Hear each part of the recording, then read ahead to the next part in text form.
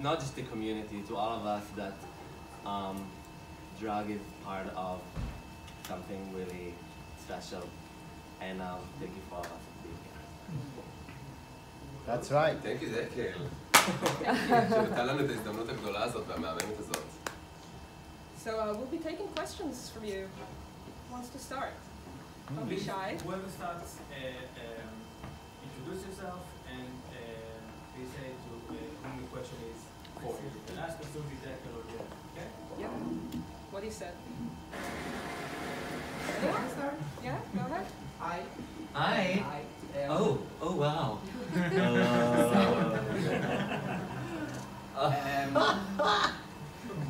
I'm Julian from Calcalis.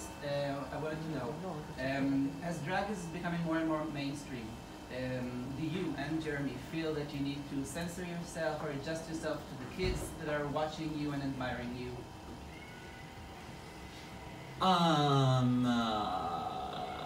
No. Yes. No, I mean... We've seen performances of you with like pissing on stage and going naked. Well, yeah. Now you're more regal and more mainstream. So I was just wondering if it's like a thought that goes in your mind that you have to tone yourself down or maybe polish yourself more for the kids or for the mainstream media. Well, I mean, I think I'm just like, it's just growing as an artist and like what interests you. So like, I used to take my dick out all the time. That was like my thing, that was my act. And then it was like everyone had seen my dick, so that was kind of, it wasn't as shocking or effective. So it's just like moving on and like what interests me, and like sometimes I like to be pretty and sometimes I like to look like a garbage dump, and like that's what drag is. Like I like it because there aren't really any rules. Like heaven forbid it become, is everyone okay? Heaven forbid it become like, I don't think drag will ever be a place where you can't swear or be kind of pushing the limits. And like that's good, I like that. Because my music has a lot of swear words and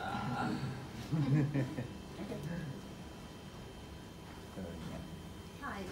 Hi. I'm Michal from Time Out. This is a question for Alaska and Jeremy. First of all, congratulations on the album and this journey and your single, Alien. And I really want to know about the shift stylistically, also in terms of your music and in terms of your visual performance. Like, could you elaborate on the influences that you took much more acoustically? Well, let's just shift this so we can both be heard. Both of our voices as one.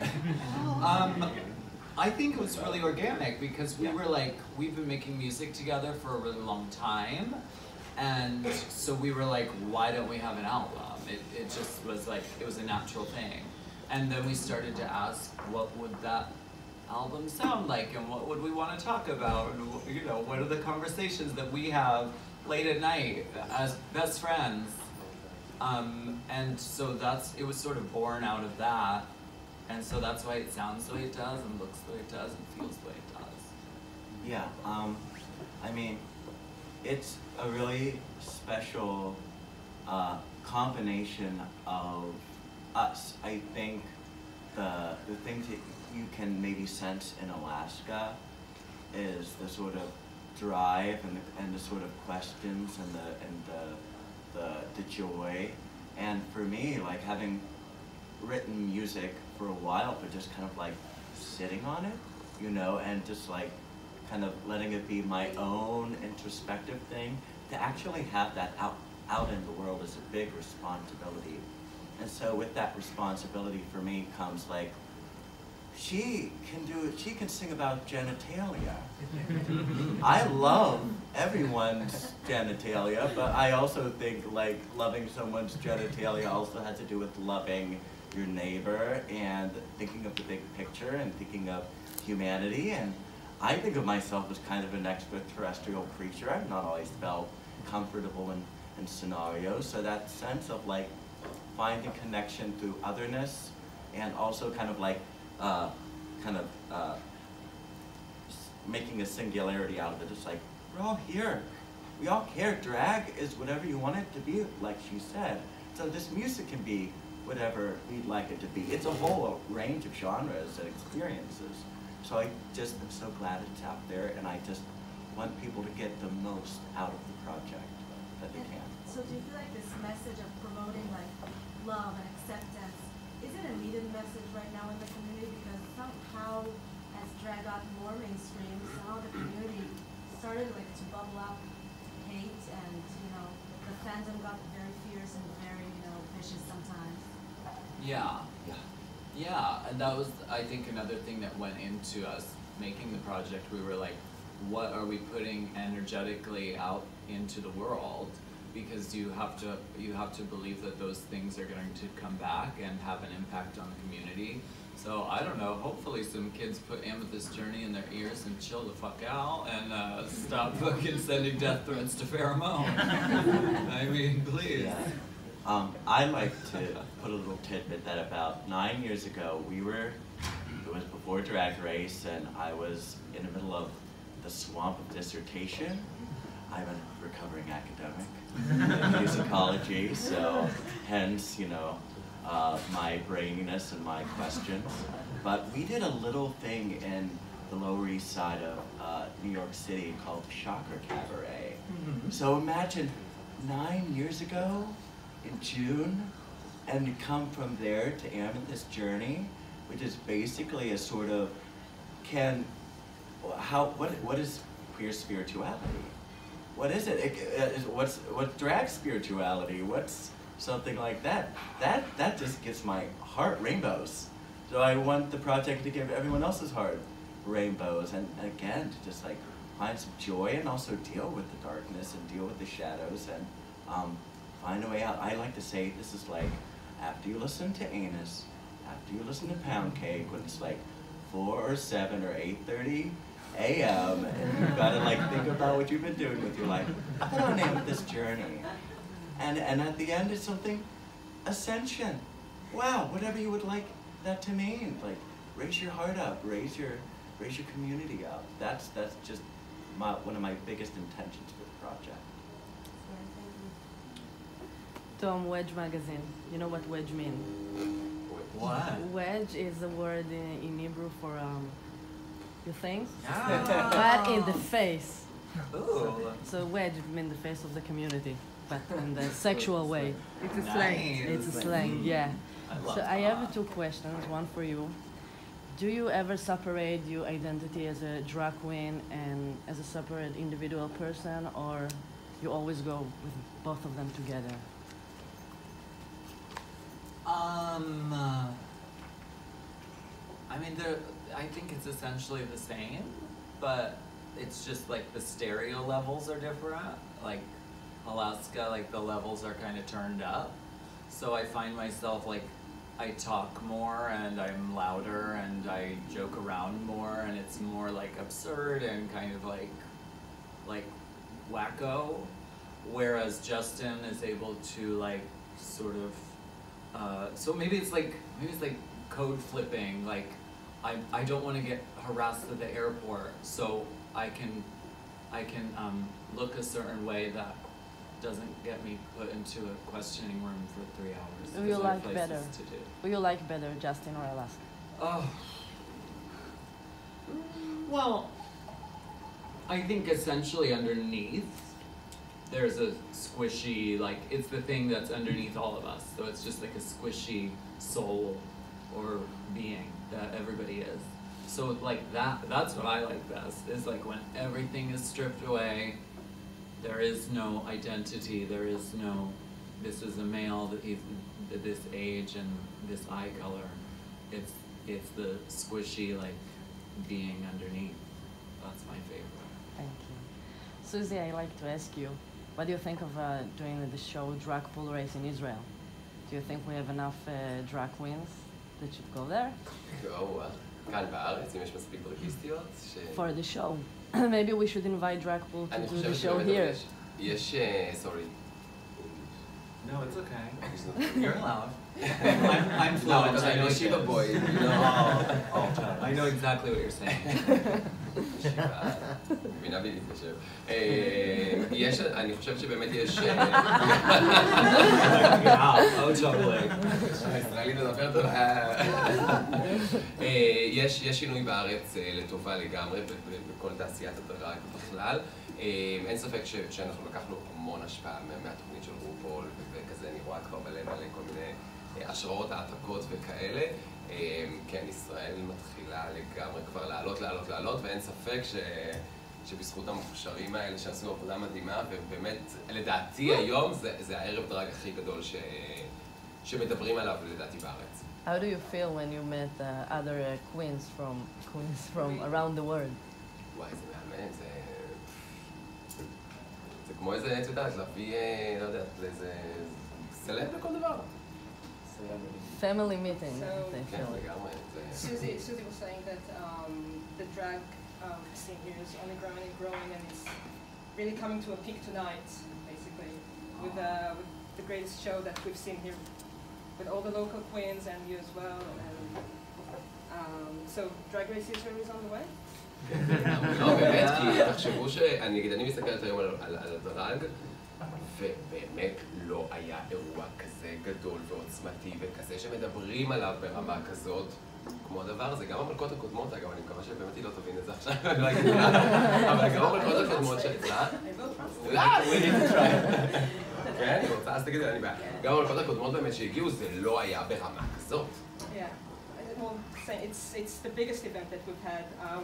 We've never seen so much attention as well from the media, and everyone's so excited. And even when this is the part that I wasn't supposed to translate. Even when former Drag Race queens came to visit here, it wasn't like this.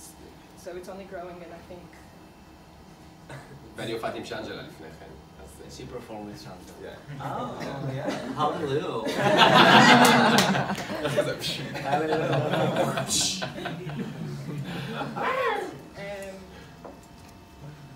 Yeah. Hi. Hi. I'm Nitan Hello. from Mako website. And since we've already mentioned the Drag Race, did you watch the season 11 premiere? Yeah. Where? Here? I did. I watched it on my phone. On Israeli ground? Yeah. Oh my God. Yeah. I was supposed to be sleeping, but the time changed and like the plane, and I was like, I woke up. It was like my body knew that it was Drag Race time, and I woke up at like 3 in the morning. And I was like, there's no way I can sleep right now. I might as well watch Drag Race. Well, and also, do you miss having a pet? A cat? Well, no, because it would be dead. I'm like, You are a cat. I know I am a cat. Yeah. She's a cat. Yeah. And there's cats in this hotel. Did you see him? The big giant black cat. Yeah, I love that. I have ceramic cats. That's nice. Yeah. Hi, my name is Achinom. I'm from GLZ Radio. Hi. I'm very excited to see you and to meet you. Yay. We're very happy. We're all like being journalists, but we're fangirling really Oh, hard. work. Underneath our work faces. I wanted to ask you if you fear the repercussions of maybe coming to Israel. Maybe you didn't advertise your show here as much. You tour around the world. You go everywhere. Israel is not the place most drag queens come to. And I wanted to ask you about the decision coming here politically for you. This is from the military radio. I'm Just so from you the know. military radio. We're listening. I mean, I'm glad to go places where it's not expected, or it might be a little bit like controversial or dangerous. Like drag is that. Drag is pushing that boundary, and like I'll go wherever the kids and the queens are asking me to go. So I felt a really great connection with people who are from here, and so I was like, fuck, let's go. Back in the States, you mean? Yeah. And also, I don't know if you Americans know about this. You probably do, but it's not as exciting. Eurovision contest is going to be in Tel Aviv Aviv this year. Is Courtney Act gonna be in it? She's not. Well, fuck. But they wanted her to, but it didn't work out. But I personally, you can stay in my room if you want to. Oh, okay, great. Come here for the Eurovision. You can have a lot of work. I want to write a song and grow a beard. Thank you. Of course. Idan from Mako. Hi. Two questions. Have you seen Courtney Act on Australia Decide? I watched the clips of her dancing, and I'm like, what? How? I knew she was good but she's really, really good. I think she's just gonna win all the straight shows. And second question, do you think Shangela should have won? Well, I think she should have had a chance to lip sync at the end, because it was kind of her season. She was kind of killing it and dominating it, her and Ben, and it would have been great to see her have that final chance. But who knows? Maybe she'll come back. Again, she's done it before. Is it all right if I call as like a fan the All Stars like the Scottish season? You know how you call Macbeth the Scottish play? Season 3? It's very Macbeth-like. I would just say, like, when you have a regular season, as a fan, we'd have a regular season of Drag Race. You're looking for a showcase, and you're looking for some really exciting talent. But with All Stars, now that you know them, it's like a Shakespeare play. Yeah, which is one of my favorite right now. So I I'm would just gonna rather put that just, out there. I would rather see the people that do the best go to the end and win. Hi. Hi. Two questions from Mars. One about All-Star rules. Did you decide to change it up maybe a little bit, instead of not having to do more popularity contests, as it sometimes is? Yeah, I mean, like I said, it's like, I want to see the queens who do the best and bring the best, you know, concepts and ideas and who excel in the show. I want to see them at the end. And if that consistently isn't kind of happening, then it's like, what are we doing? Is it just about the twists and about the shocks? I think it should be about drag excellence. I completely agree. Yeah, so I don't know, but Drag Race, they're really good at changing it right when you think you have them figured out. Like, they changed it completely all around with All Stars 2, and they keep kind of changing it, so I think they have their finger on the pulse of, like, what the kids are wanting and seeing and saying, and so I think they're going to keep surprising us. And I know you tried transgender queens. Do you think there'll be a time when we have a bio queen? Oh, I hope. I think it'd be great. I mean, I've always worked with bio queens and hyper queens, and you know, in San Francisco, and so why not? Bring it. I think it'd be great. Do you have anyone in mind? Phonique is amazing. There are a bunch of young queens who are doing really exciting stuff. So I don't know. We'll see. Of course, thank you. Any more questions? More? Go ahead. Hi. Hi. Hi, I'm Or from Drag Chaser. What is like a dream Drag Race challenge that you would like to see as a fan? Wait, what one was I really jealous of? I was really jealous of the Cher Rusical. I would have fucking killed that whole fucking thing. You have the eye sockets for it. I know, I would love it. So I get really jealous when they do a challenge where it's like really, really cool like that. So that would be amazing. And I love the run where they got to dress like RuPaul. Oh. So fun, yeah. That's the best one. Yeah. I mean, one of the best. Except for 5 and All Stars 2. Someone who hasn't asked questions yet? Hi, Ehud from Wedge LGBT News website. This year has been very crazy for LGBT community in Israel. Since August we were protesting and fighting for equality in Israel. This is a question for everybody in the table. What message would you like to send for the LGBT community, and what do you think we should focus on our messages?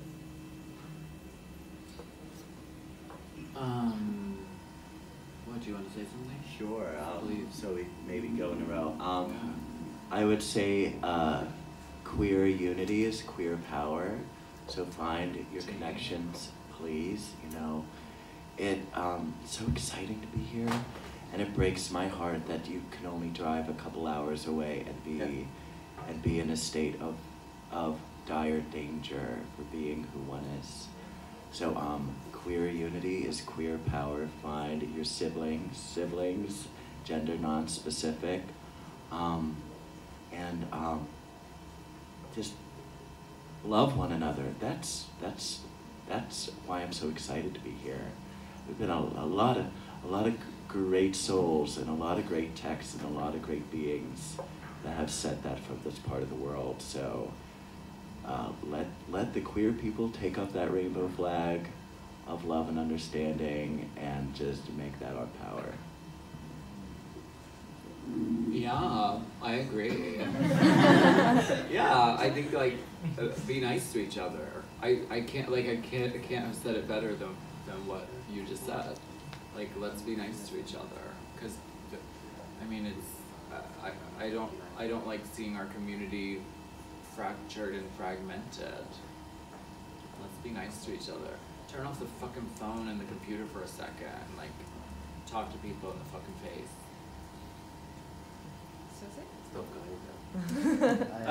גריינדר. שזה גריינדר. האמת שאני דווקא אקח את זה לכיוון האחר ואני אגיד יש לי ערוץ יוטיוב שהוא כולו דרג בעצם, עם מעל 12,000 מנויים כבר בערוץ, ובאמת התחלתי את הערוץ שלי בתור ביוטי פאן, קוסמטיקה כזה והפי הפי הפי, ופתאום אני קולטת שהערוץ שלי כבר הופך למשהו שהוא הרבה יותר חינוכי, כי שואלים אותי, את בן, את בת, יש לך בן זוג, יש לך אחות טרנסית, איך ההורים שלך קיבלו אותך, מה זה פה? וכאילו פתאום אני נותנת את כל החבילה הזאת של גם הומו, גם דרג, גם טרנסית, גם משפחה שמקבלת, גם חרדי לשעבר, אז כזה חבילה מאוד מאוד גדולה, ואני לוקחת את הערוץ הזה פתאום מפאן ביוטי למשהו שהוא הרבה יותר חינוכי, ואגב ניצלתי את הפלטפורמה הזאת גם, ובזמן כל המחאה עם חוק הפונדקאות אני ממש העליתי סרטון על הגבר, וחשבתי גם לי מגיע להיות אבא, פשוט יצאתי על זה בסרטון. I feel like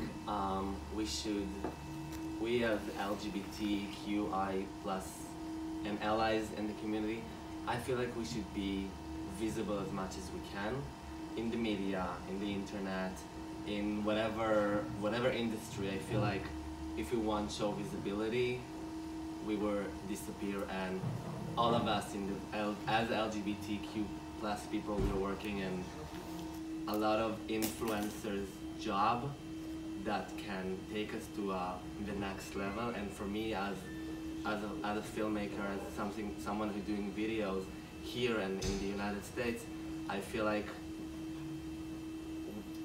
as long as we keep pushing and make a visibility in whatever platform, this is our way to win and to have equality for all of us.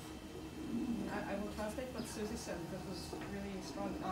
She has a very popular YouTube channel, and she was saying that people were coming into the channel to see fun and beauty and all the colorful stuff, but as time progressed, people started asking questions about gender, about sexuality, about everything queer, basically. And she saw that it's an opportunity to actually educate people and spread a bigger message, and actually use that platform that people come to for the glitz and glamour to actually use it for better messages for the wider community, including when there was a big political debate here a few months ago about surrogacy and gay families basically having children, and she took that opportunity and actually put up a video of herself not in drag, talking seriously about these issues and about how important they are to the people that they watch on YouTube. כמובן, כל התוכניות טלוויזיה האלה שאני מביאה להם את זה בפריים טיים. גוט טאלנט, בום על הפרצוף, 14 דקות. And she goes to all the reality shows. Our comedy act. Oh, she got 4 years in Got Talent, right? Oh yeah, she got 4 years. תחשבי שזה גם משהו באמת, את יודעת, אני לא יודע, איזה נוער שכזה הכי לא תל אביבי וכאלה, פתאום רואה בטלוויזיה איזה מלכה דרג כזה. So it's exposure. More exposure, the better for the wider audience in Israel. אני לא לבד From כזה. smaller cities, from more separated communities, so it's a great message. If it's all right, I have like a less than 30-second story. So, it was raining last night, but before it was raining and we were landing, this is the first time it happened. I saw a rainbow on the landing. Like, cause it was just the net, like between rainy and not rainy thing. The only other time I've seen it is like, I have never seen it in a plane on the way landing. So, if you're superstitious and believe in signs, we brought the rainbow with us. So I just wanted to put that out there. It's so lovely. Jeremy, you should do ASMR. Your voice is fantastic, very relaxed. It's been told. Thank you. Let's talk later. Now back to our regularly scheduled programming. So, you know, Israel is a kind of religious country. So, how about God? Our relationship with God?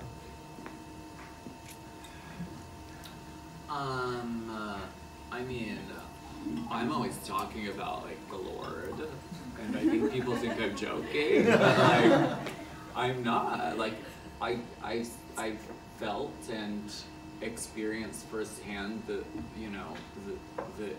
interconnection of like things and the universe, and so if I don't know what you want to call that. You can call it God. That's cool.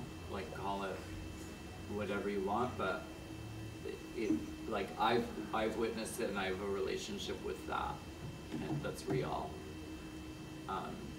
So that's good. Guys, we got 9 more minutes for questions, so you reply to it. It's connected to the question you were asked before. Drag was used to be considered as a performative art. Now it's more considered like a part of expressing your gender fluid being. Do you feel the need to educate? Because your songs are more political than what you come across as in your performances. You come across as a comedy queen, but your songs are very political and bearing messages. So I was wondering if you feel the need to educate or using your platform to do it. I hope it points people in the direction of like learning stuff or opening their minds. That's good. I hope it teaches people things. No, I'm asking because great. I feel like your songs are getting more political, especially Snake, where you even express anger of people that say, ladies and gentlemen. So I was wondering if it's like a growing tendency of yours to be more vocal, more political, more educational about it. Sure. Yeah. I think it's like it's stuff that is going on in my mind and stuff I'm thinking about anyway. So that's what ends up making its way into my music. So some of it's like just about hair and nails. Some of it's about real stuff. But then you get to go to a drag show and you get to have it all, the high and the low and the beauty and the, garbage. Is it all right if I briefly? So, the blessing of living with a drag queen when you're in graduate school is she takes you out during weeknights, and you sing karaoke, and then you think of songs that you would like to do. But we also got to spend a lot of time sorting through the stuff that I was going through in graduate school. So, like, I think we by osmosis do have an educational, that seems stale though, like an informative message. I will tell everyone I can to read the book Blossom of Bone, because it's a wonderful anthropological study of how gender variant things were especially in this part of the world thousands of years ago.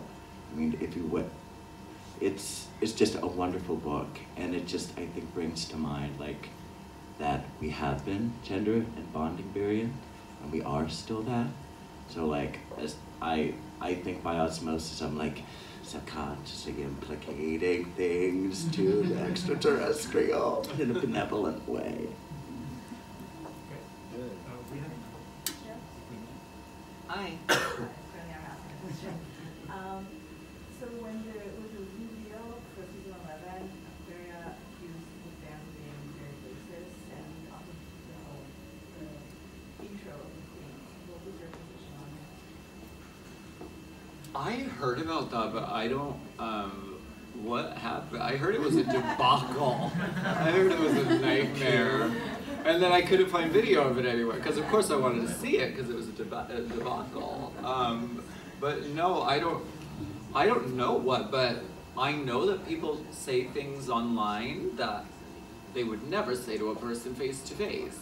So the more that we start thinking that the online is real, like it's not, the more that we keep thinking that, and the more babies have devices in their hands at like age 1, their brains are going to start thinking that that is real, and like that scares me, because shit that people say to me online is not what they would ever say to me in real life. Do you think it's getting worse since 2016? Sure, yeah. Do you see it also in the comments that you get, or in general, and other people? Well, I don't read the comments, like that's not for me. I don't go in there because it's a toilet bowl. It's like, it's really bad.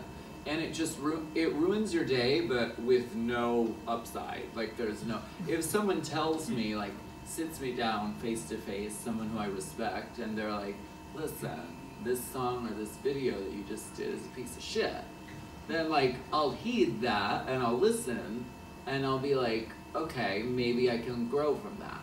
But if it's just, it makes me feel like shit, and there's no upside to it. So yeah, I think we need to just like realize that that stuff isn't real, and the kids need to realize it's not real, and like, I don't know, be nicer, be gentler. We have time for one רגע, more אני אגיד איזה question. משהו אגב על מה שהיא אמרה על התגובות הרעות וכאלה. אני בערוץ היוטיוב שלי, אז אני מקבלת כזה כל מיני קופסיני הומו, בלה בלה בלה. אז אני מגיבה, החלטתי שאני מגיבה, אני לא מתעלמת, אבל אני רושמת תודה שצפית בסרטון, יש עוד מלא סרטונים אחרים. עם איזה סמיילי, ואז זהו. ואז כזה, כבר כתבתי את התגובה הזאת. אז בוא חמוד, אתה מדפדף לי על כל הסרטונים. Susie keeps getting slurs in the YouTube comments, and she has a habit of just answering them with, thank you very much for watching my video, please watch all my videos. Exactly, and the fucked up thing is that since 2016 especially, that behavior is like rewarded. It's like, that's more, the more pissed off people are and the more mean people are, that means it's more clicks and more shares and more tweets. So that's like good for business in a way, and like I think that's fucked. Okay, so one last question. Is there someone who didn't ask? No? So, you? Hello. Hi. More from Globe. We are very excited to be here. It's awesome. Me too. I was wondering, it seems like we're in peak drag time, and I was wondering if you think that this culture and this art can, where it can evolve and grow from here, and if it needs to. Well, I mean, drag was around way before RuPaul's Drag Race, so I think it's gonna be around way after Drag Race. And I don't know, I hope Drag Race runs for 100 seasons at least. That's the goal, but I think it's always been there, and so I'm curious to see how it will evolve. I don't know, but it's not gonna go anywhere. And my little tidbit, I think of drag as like shamanism, as something very ancient that like in all sorts of cultures people are dressing up, telling stories, invoking whatever higher dimension that is part of their culture and their origin stories. So if we're able to look at the full spectrum from entertainment to something very sacred, drag is a life-changing and life-transforming thing. So that's my more highfalutin way of saying, of course it's gonna be here. I mean, we're all doing drag up here. Everyone is doing drag, so. You know, it's gonna be here, but in what capacity? Capacity, What way, yeah. what, Like the waveform of what it. else can we take it from Right, here? like above Lace ground, fronts underground. are over. That's the next step. And I don't want to see any more ombre brows. Come on, girl, just give it a curve. Thank you all very much for answering the questions, and thank you all for coming. And we want to thank our sponsors, Nick